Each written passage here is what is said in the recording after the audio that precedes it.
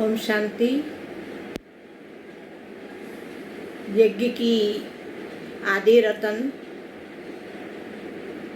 एवं सर्व की पूर्वज एवं सर्व आत्माओं की मन को मोहित करने वाली मीठी प्यारी श्रद्धेय बड़ी दीदी जी की ये जुलाई मास विशेष स्मृति का मास चल रहा है।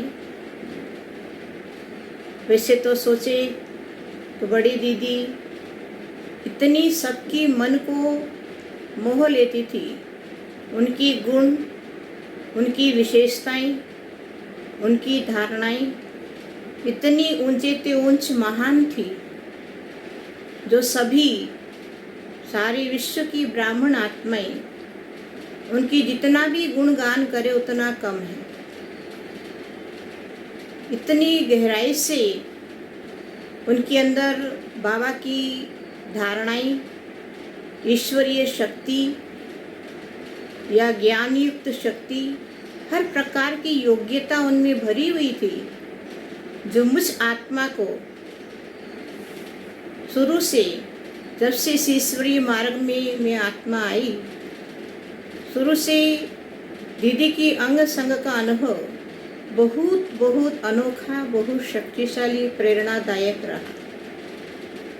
1970 में जब पहली बार मैं बाप दादा से मुलाकात करने मधुबन में गए थे, तो उस प्यारे मधुबन में बाप दादा की पधारमणि जिस दिन था, उसी दिन हमने अनुभव किया कि बाबा की महावाक्य चलने के पश्चात बाबा ने खास उड़ीसा वाले जो आए हुए हैं उन्हें सामने बुलाओ जो कहा, और हमारी लौकिक रूप में मम्मी, एक भाई और हम 3 बहनें गए हुए थे, 5 मेंबर।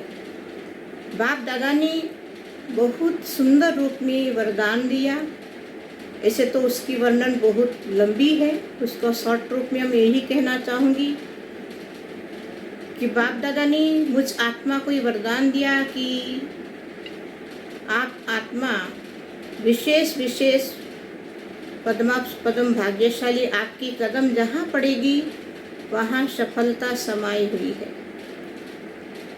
लेकिन उन दिनों में दादी प्रकाशमणि जी और बड़ी दीदी जी दोनों बाप दादा की दोनों साइड बैठे हुए थे। बहुत ही मीठी मुस्कान मुस्कुरा रहे थे। वो जो मुस्कान, एक तो डायरेक्ट बाप दादा की वरदान वाणी सुन रहे थे हम, जिसमें इतनी शक्ति, इतनी खुशी की मारे, प्यार की मारे लोम खड़े हो रहे थे, और दोनों दादियों की दृष्टि मुझ आत्मा पर पड़ रही थी। ऐसा एक अनोखा, शक्तिशाली, अलौकिक वातावरण का अनुभव मुझ आत्मा को हुआ। लेकिन उसके साथ साथ उसके अगले दिन जैसे ही मुरली की क्लास पूरी हुई, उसके पश्चात फिर दादियाँ जो भी आए हुए, कुछ भाई बहनें थोड़े ही थे, लेकिन उन भाई बहनों से मुलाकात करने हिस्ट्री हॉल में बुलाया गया था। तो हिस्ट्री हॉल में ही बाप दादा भी पधारे थे। तो हिस्ट्री हॉल में दोनों दादियाँ स्टेज पर बैठे थे। दोनों दादी तो नहीं, दादी प्रकाशमणि, दीदी जी बैठे थे। लेकिन जैसे बहुत ही सुंदर, ज्ञान युक्त, योगिक तो कुछ आशीर्वचन उच्चारण सामूहिक रूप में करने के पश्चात वो दिल से सबको स्वागत भी किया। लेकिन ऐसा लग रहा था दीदी और दादी को देखते हुए, जबकि हमारी उस समय वो छोटी उम्र, 12-13 साल जो छोटी उम्र थी, लेकिन फिर भी वहाँ का जो वाइब्रेशन और दीदी दादी की पावरफुल दृष्टि मुझ आत्मा पर जो पढ़ने के साथ में महसूस कर रही थी कि ये दोनों साधारण नज़र नहीं आ रही हैं। कोई दिव्य अलौकिक फरिश्ते अर्थात दादियों की स्थूल चेहरा नहीं नजर आ रही थी। एक आभा मंडल सूक्ष्म लाइट का शरीर मुझ आत्मा को महसूस हुआ और उस लाइट शरीर की बात दोनों को हमने देवी स्वरूप से, देवता स्वरूप से, दिव्य दृष्टि से हमने अनुभव किया। अंदर ही अंदर महसूस किया कि इस लोक की नहीं है, कहीं दूसरी लोक से आए हुए महान आत्मा है। तो दीदी जी ने हमें दृष्टि देते हुए यही कहा कि आप में बहुत विशेषताएं समाई हुई है और इन विशेषताओं को सेवा में जरूर जरूर लगाना है। मैं तो इतनी भावुक हो गई, इतना भावना के अनुसार उसमें हाजी का पार्ट प्ले करते हुए दीदी को जैसे हाँ कहा, दीदी ने भी बहुत स्नेह से मुस्कुराते हुए पूरा प्यार भी किया और सारे परिवार के लिए भी यही महावाक्य उच्चारण किया कि ये साधारण परिवार नहीं है, ये अनन्य परिवार है, विशेष परिवार है। इसके साथ साथ सभी को, परिवार वालों को क्या, अन्य सदस्यों को भी, अन्य भाई बहनों को भी उन्होंने सभी अपनी तरफ से डायरी और पेन, उन दिनों में डायरी पेन एक गिफ्ट दिया जाता था, भले छोटी सौगात है लेकिन बड़ा ही प्यार से, स्नेह से, अपनापन से जो सौगात दे रहे थे और दृष्टि में ही कुछ जादू सा महसूस हो रहा था। और टोली भी दिया तो मुस्कुराते हुए बहुत मीठी टोली भी खाए। तो इतना ऐसा महसूस हो रहा था कि अपने ही लोग, काफ़ी सदियों से मिले हुए एक परिवार मेरे को मिल गया, ये अपनापन की महसूसता हुई। लेकिन छोटी होने के कारण दीदी की महावाक्यों को, इन वचनों को इतनी हमने गहराई से नहीं समझी, लेकिन अभी मैं महसूस कर रही हूँ सचमुच दीदी ने अंदर इतनी परखने की शक्ति थी, परखने की शक्ति इतनी प्रबल और इतनी तीक्ष्ण थी, महीन थी, जो हर एक आत्माओं के अंदर कौन सी विशेषता है, कैसे उसको कार्य में लगाना है। उनकी मुखार बिंदु से जो महावाक्य निकलता था वो महावाक्य के अनुसार, अर्थात जिसके अंदर जो योग्यताएं होती थी उसी योग्यता के अनुसार कुछ सेवाओं की मौका दीदी देती थी, तो प्रैक्टिकल करने से वो कार्य सिद्ध हो ही जाता था। इसलिए दीदी के अंदर इतनी प्रखर, शक्तिशाली परखने की शक्ति और स्वच्छ बुद्धि होने के कारण, लाइन क्लियर होने के कारण सभी को तुरंत परख लेती थी और बड़ी बड़ी VIPs, बड़ी बड़ी वरिष्ठ लोगों को भी दीदी इतने प्यार से, निर्माणता से, अपनापन से मिलती थी। एक बार अगर दीदी ने दृष्टि दिया और मिल लिया, माना वो ब्रह्मा कुमार कुमारी बनने बगैर रह नहीं पाते थे। इतनी उनकी दृष्टि में जादू और शक्ति थी, अपनापन का भासना वो दिलाती थी।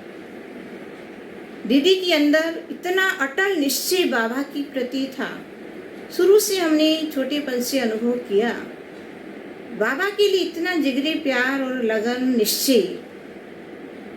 वैसे तो सुनने में आता है ना कि यज्ञ में शुरू में कितनी विघ्न, कितनी परिस्थितियां, कितनी हलचल, विपरीत बातें सब आई, लेकिन कभी भी दीदी क्यों, क्या, कैसे की क्वेश्चन या कोई भी चेहरे में चिंता, उदास, निराश की फीलिंग नहीं औरों को अनुभव करने नहीं दिया। सदा बेफिक्र बादशाह होकर के, निश्चिंत होकर के, निसंकल्प होकर के, बाबा के ऊपर निछावर होकर के पूरा मस्त रहते थे। इसलिए दीदी की इस निश्चिंतता, बेफिक्र बादशाह का और अंदरूनी नशे की जो अनुभव है, औरों को बहुत बहुत प्रेरणाएं देती थी। और दीदी इतने रेगुलर बाबा की महावाक्य सुनती थी, रेगुलर गॉडली स्टूडेंट बन करके। भले वो स्कूल में भी नहीं गई, पढ़ाई भी नहीं किया, लेकिन हमने छोटेपन से देखा, जब हम लोग और टाइम में भी मधुबन जाते थे तो दीदी हमेशा फ्रंट लाइन में बैठती थी और बाबा की ईश्वरीय महावाक्य को इतना अटेंशन, इतना एकाग्र होकर के मुरली सुनती थी जैसे कि एक भी पॉइंट बुद्धि से मिस नहीं होता था। उनकी हाथ में डायरी पेन भी रहता था, चश्मा भी पहन करके इतना लगन से मुरली सुनती थी, लिखती थी, मनन चिंतन करती थी। और मुरली जैसी ही पूरा होती थी कुछ क्वेश्चन आंसर निकालती थी और क्वेश्चन आंसर निकाल करके आपस में भाई बहनों को पूछताछ करके बड़े सुंदर रूप से, रमणीक रूप से सबको बहलाती थी। तो ज्ञान की चिटचट करने में क्वालिटी वाला नंबर 1 स्थिति दीदी की थी। हमेशा ज्ञान की गहराई में ले जाने की अनुभव सभी को कराती थी। दीदी जी इतनी धन धान्य और ऊंची परिवार, ऊंची कोटि की, अर्थात संपत्ति पाल परिवार वालों की विशेष व्यक्तित्व होते हुए भी जैसे ही बाबा के पास, बाबा को पहचाना और बाबा के पास पहुंची और बाबा को अपना समझ लिया, इस धरा पर भगवान आ चुके हैं, तो इतना अटल निश्चय होने के कारण उनके अंदर लौकिक रूप की इतनी बड़ी ऊंची कोटि की संपत्ति वाला घर की बहू होते हुए भी, घर की मेंबर होते हुए भी, लौकिक की लोक लाज, कुल मर्यादाएं इतना धक से उन्होंने एक सेकंड में त्याग करके संपूर्ण रूप में निछावर हो गए। उनको समर्पित होने के लिए कुछ आगे पीछे सोचना नहीं पड़ा, इसलिए दिल से उनके लिए सारे ब्राह्मण परिवार के, मुझ आत्मा के लिए भी इतना रिगार्ड, इतना प्यार, इतना श्रेष्ठ भावना जागृत होती है उनकी त्याग को देख करके। इसलिए लोक लाज, कुल मर्यादाओं को, ऊंची ऊंची दीवारों को भी इतना फट से उन्होंने त्याग किया, जिसके आधार से दीदी को एक गीत बहुत ही अच्छा लगता था। वो गीत याद करने से दीदी इतना मस्त हो जाती थी। तो गीत भी हम सब थोड़ा सुने तो कौन सी गीतें दीदी सुनते ही उसी मस्ती में मस्त हो जाती थी। उस गीत की धुन में हम सभी अनुभव कुछ करें।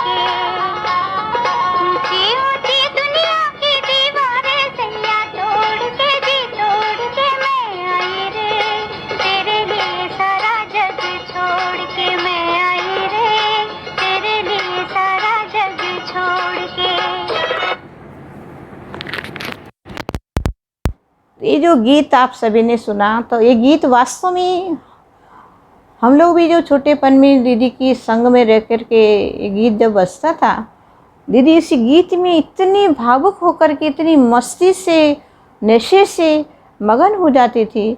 ऐसा लग रहा था दीदी पूरा त्याग की मूर्त, तपस्वी की मूर्त और सर्व को प्रेरणादायक स्वरूप अनुभव कराती थी। क्योंकि पहले ज़माने में जो इतने गीत जो अभी बज रहा है उतने गीत तो था नहीं। पुरानी जो गीत है, जो ज्ञानयुक्त सहित बाबा भी हम बच्चों को उसको ट्रांसफ़र कर करके या लौकिक के रूप को परिवर्तन करके अलौकिक रूप का भासना दिलाने के लिए पुराने गीत बजता था।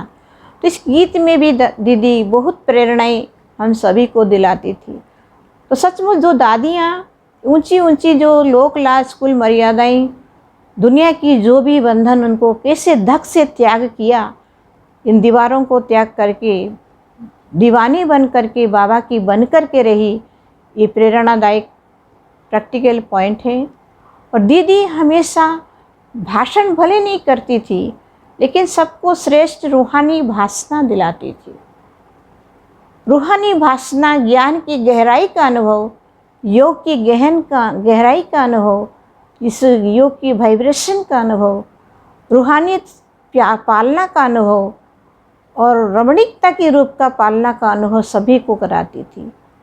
और दीदी सोचने से इतनी ऑलराउंड सेवा करती थी। उनकी लक्ष्य रहता था हमको ऑलराउंड सेवा करने में एक्टिव होकर सेवा करना चाहिए। उनका यही लक्ष्य रहता है, कोई भी कार्य जैसे कि मेरे से ना हो रहा हो ऐसा होना नहीं चाहिए। हर कार्य में हमको योग्यताएं अपने अंदर जमा करना चाहिए।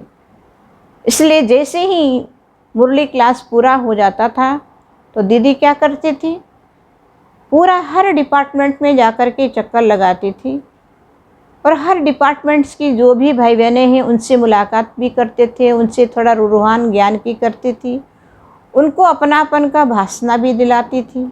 यहाँ तक भी भंडारे में जाकर के भी, भंडारे में जो सब्जियाँ काटते थे दीदी खुद बैठ कर के सब्जी भी खुद काट लेती थी, सब्जी भी काटती थी, अनाज भी चुन लेती थी, खुद भी करती थी, औरों से भी करवाते थी। और दीदी के अंदर इतना मिलनसार की संस्कार रहता था हर एक आत्माओं से, जो जैसा है, बच्चा है तो बच्चा, बुजुर्ग है तो बुजुर्ग, हर एक के साथ ऐसे मिलनसार होकर के मिल जाती थी। रमणीक स्वरूप आत्मा रहती थी, एक तरफ रमणीक भी, दूसरी तरफ गंभीरता की मूर्त भी रहती थी। तो दीदी के अंदर हर प्रकार की सोच स्थिति के लिए अर्थात स्व उन्नति के लिए इतना अटेंशन रहता था, पहले खुद करके औरों को कराने की प्रेरणा दिलाती थी। कोई भी बाबा की पॉइंट्स को पहले अपने में समाती थी, धारणा करती थी, धारणा करने के साथ साथ औरों को धारणा करवाने के लिए प्रेरणा देती थी। जैसे बाबा कहते हैं चार्ट लिखना है, योग कितना हम कर रहे हैं योग का चार्ट रहना चाहिए, या सारे दिन की दिनचर्या में कितना हम सबको सुख दे रहे हैं उसका चार्ट लिखना चाहिए, पॉइंट्स लिखना चाहिए। इसी प्रकार औरों को भी अटेंशन खिंचवाती थी, खुद भी लिखती थी, औरों को अटेंशन खिंचवाती थी, कहाँ तक हम ज्ञान की गहराई का अनुभव भी कर रहे हैं, चार्ट लिख रहे हैं, अपने को चेकिंग कर रहे हैं। तो एक एक धारणाओं के लिए, चाहे वो ज्ञान की हो, योग की हो या धारणाओं की पॉइंट हो, हर चारों ही सब्जेक्ट के ऊपर फुल अटेंशन दीदी की रहती थी। इसलिए विशेष तौर पर दीदी हर कदम में, हर चलन में, हर बोल में सभी के लिए प्रेरणादायक स्तंभ बन करके रही है। दीदी की नाम जैसे लौकिक रूप में भी गोपी थी, लेकिन प्रैक्टिकल अगर देखा जाए सच्ची गोपी ही बन करके जो गायन है, श्री कृष्ण की बांसुरी जब बजती थी, गोपियाँ इतनी मस्त हो जाते थे उस बांसुरी की धुन को, उस स्वर को सुन कर के मगन हो जाते थे, उतनी मगन हो जाते थे, उस सुध बुध भूल जाते थे। इसी प्रकार दीदी जी के अंदर सच्ची गोपी का जो नशा, मैं सच्ची गोपी बन के दिखाऊं, अर्थात एक बाबा दूसरा ना कोई, एक बाबा के प्रति इतना अटल निश्चय, अटल विश्वास होने के कारण बाबा की प्यार में मगन होकर के एक गीत जब बजता था, वो गीत वो भी कब बजता था, तो टीचर्स बहनों की जब भी हम लोगों का कुछ स्नेह मिलन भट्टियाँ होती थी, मुझे भी याद आता है वो दिन में हम लोग भी जब वहाँ पहुँचते थे मधुबन में, तो टीचर्स बहनों के सामने वो गीत जब बजता था, इतनी मस्त होकर के दीदी डांस करती थी, अपना देहिक भान ना रखते हुए, देही अभिमानी होकर के, आत्मस्वरूप में होकर के, प्यार किया तो डरना क्या है। इतना प्यार में मगन होने के कारण वो प्यार का रस क्या है, रूहानी प्यार, परमात्मा प्यार, उस प्यार का अनुभव उस गीत के आधार से महसूस कर रहे थे। हम सब थोड़ा सुनेंगे उस गीत के शब्द को, कैसे प्यार के अनुभव कर रहे थे। प्यार किया तो डरना क्या, जब प्यार किया तो डरना क्या, प्यार किया कोई चोरी नहीं की, प्यार किया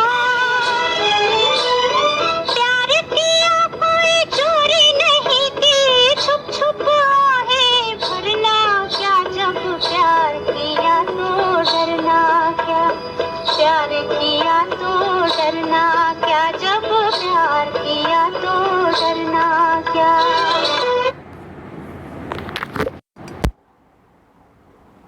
तो दीदी के अंदर ये बाबा के प्रति सर्व संबंधों का रस लेने का, खास करके सच्ची पतिव्रता, पिताव्रता और सतीत्व के रूप में दीदी की भावना बाबा के प्रति इतना अटल निश्चय होने के कारण सर्व संबंध का भी रस लेते थे। उस प्यार में मगन होकर के गीत जैसे बजता था, जैसे कि दीदी एक तो देही अभिमानी होकर डांस भी करते करते सेमी ट्रांस में जैसे चली गई, शरीर के अंदर सुध-बुध नहीं ऐसा महसूस होता था। सभी टीचर्स भी आश्चर्य खा रहे थे कि हमको भी वंडर लगता था। वो सीन भी जब मैं याद करती हूँ, बचपन की सीन, मुझे भी लगता है कि इस फर्क की जो अनोखा सीन कृष्ण के साथ रास करने जैसे, तो दीदी भी दादी के साथ ही रास कर रही थी। दोनों दीदी और दादी मगन होकर के रास लीला में जैसे मस्त हो जाते थे, सेमी ट्रांस में जैसे जाते थे, ऐसा महसूस हो रहा था। तो दीदी मर्यादाओं में भी संपूर्ण पक्की रहती थी। मर्यादा की कंगन पक्का पहन के चलती थी। मर्यादा माना इतना श्रेष्ठ और पावरफुल मर्यादा के अंदर बंध के रहती थी। कोई भी रूप में दीदी को लौकिकता पसंद नहीं आता था। अलौकिकता के रूप में, रूहानियत के रूप में, ये ईश्वरीय भाषणा के रूप में ही वार्तालाप करना चाहती थी। इसलिए दीदी अटेंशन हमेशा रखती थी कि कोई भी प्रकार की ब्राह्मण आत्माओं के अंदर जो देव आत्माएं बनने वाले हैं, पवित्र आत्माएं हैं, उनमें संग दोष ना लग जाए, ना अन्न दोष लगे, ना संग दोष लगे। उनसे हमेशा परे रहने की दीदी का हमेशा अटेंशन रहता था। इसलिए हमेशा कोई ना कोई ज्ञानयुक्त रूहान करते हुए, बहुत सुंदर सुंदर महावाक्य उच्चारण करते हुए, हर ब्राह्मणों को बहलाते हुए, संग दोष से, अन्न दोष से और मायावी वाइब्रेशन से बचाने की कोशिश करती थी। अपनी ईश्वरीय मर्यादाओं की लकीर में ही रहे, पवित्रता के कंगन हमेशा बांध के रखे। पवित्रता अर्थात ब्रह्मचर्य व्रत पालन करने की ही बात नहीं, ब्रह्माचारी अर्थात ब्रह्मा की मुखार बिंदु द्वारा उच्चारण हुई महावाक्यों को, हर महावाक्यों को प्रैक्टिकल लाने की दीदी का विशेष ध्यान जाता था।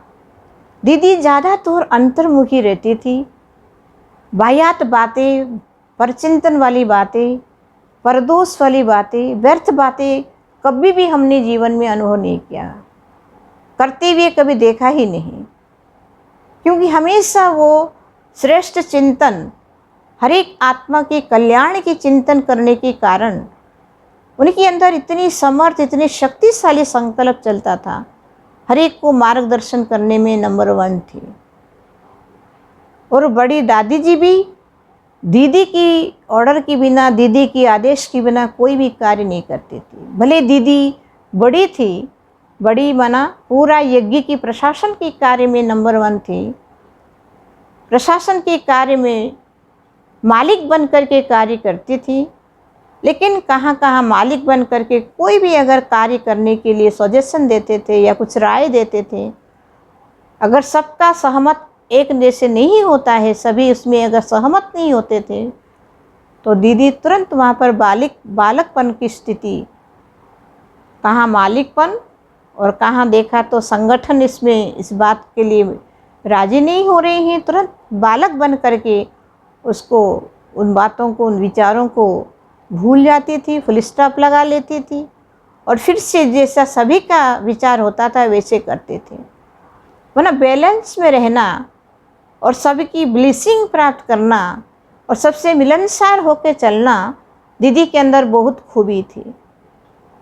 तो वर्तमान समय को देखते हुए अगर देखें कि वर्तमान समय जो चारों तरफ विपरीत परिस्थितियाँ, विपरीत प्रकार की हलचल जो भी देखने में आ रहा है, समय कितना नाजुक चलता आ रहा है, तो इसलिए सभी ब्राह्मण बच्चों के अंदर अगर एक ख्याल चल रहा हो कि वर्तमान समय अगर दीदी प्रैक्टिकल होती तो क्या हालत होता, क्या रिजल्ट होता, क्या हम सभी अनुभव करते।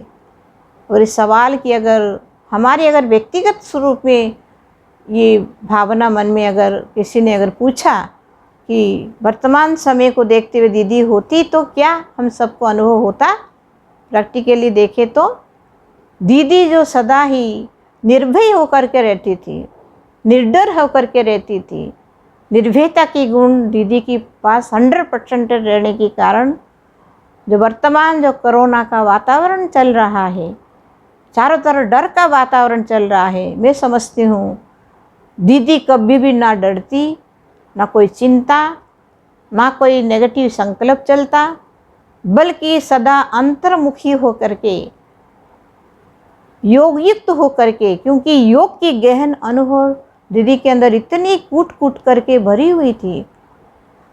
हर नस नस में, हर संकल्प में बाबा की साथ का अनुभव करने के कारण, अर्थात सोए तो बाबा के साथ, उठूं तो बाबा के साथ, बैठूं तो बाबा के साथ, सदा बाबा को साथ रखते हुए हर कार्य करने के कारण, हर कार्य बाबा को कंबाइंड रूप का अनुभव करते हुए करने के कारण, जहाँ सर्वशक्तिवान बाबा का साथ का अनुभव है, वहाँ कोई भी विघ्न, कोई भी परिस्थिति हलचल में नहीं ला सकती है। इसलिए वर्तमान अगर प्रैक्टिकल दीदी इस साकार दुनिया में होती तो अनुभव ये कहता है कि सारी विश्व के अंदर एक आधार स्तंभ बन करके विश्व को एक दिग्दर्शन देने के लिए, आकर्षण करने के लिए, सभी को प्रेरणा देने के लिए निमित्त बनती और सभी उनकी द्वारा अनेक प्रकार के साक्षात्कार भी कर सकते।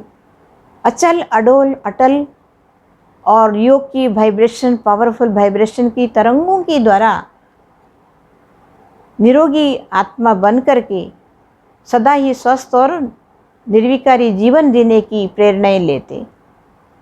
तो जैसे जैसे दीदी की उम्र बढ़ता गया और समय थोड़े दिन था अव्यक्त होने का, 2-3 मास, दीदी की मुख से हमेशा इस शब्द निकलता था।